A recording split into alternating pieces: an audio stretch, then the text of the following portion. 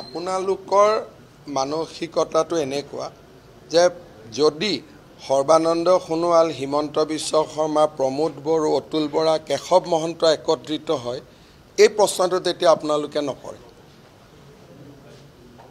গতিকে সাংবাদিকসকলে কেনেকুৱা প্ৰশ্ন কৰিলে নিৰপেক্ষ যেন অনুভৱ হয়, তাৰ দায়িত্ব এটা আপোনালোকেও ল'ব লাগে। যিদিনাখন অতুল বৰা, কেশৱ মহন্ত, মই, সৰ্বানন্দ সোণোৱাল, দিলীপ শইকীয়া, প্ৰমোদ বড়ো, ইউ.জি. ব্ৰহ্ম একত্ৰিত হওঁ, তেতিয়াতো আপোনালোকে প্ৰশ্নটো ক'তোৱে নকৰে।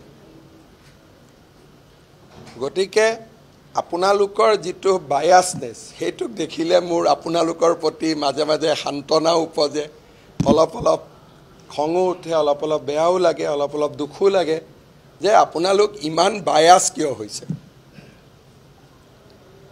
আৰু এই যিকেইজন মানুহ লগ লাগিছে তেওঁলোকে কিমানবাৰ হাৰিব লাগে। আৰু মইতো বাৰে বাৰে আপোনালোকক দেখুৱাই দিলোঁ যে এইবিলাক কোনো হিৰো নহয়। প্ৰথমতে বিধানসভাত হৰুৱালোঁ, লোকসভাত হৰুৱালোঁ, পঞ্চায়তত হৰুৱালোঁ, এতিয়াও আপোনালোকৰ মায়ামোহ শেষে হোৱা নাই। গতিকে ২৬ত ভাল কৰি হাৰিলে মই আশা কৰোঁ যে আপোনালোকৰ মায়ামোহটো পাৰ্মানেণ্টলি নোহোৱা হ'ব।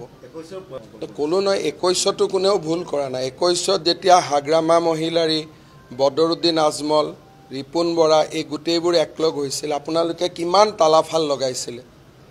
আপোনালোকৰ নিউজবিলাক মাজে মাজে মই পঢ়ি থাকোঁ, ২১ৰ নিউজবিলাক আজিকালি ইউটিউবত পাই নহয়।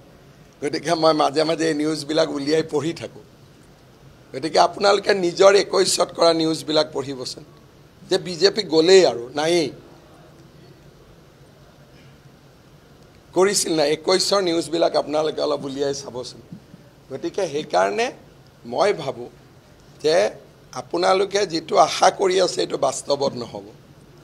এইটো এই BTC ইলেকশ্যনতে তাৰ ৰিজাল্ট পাব।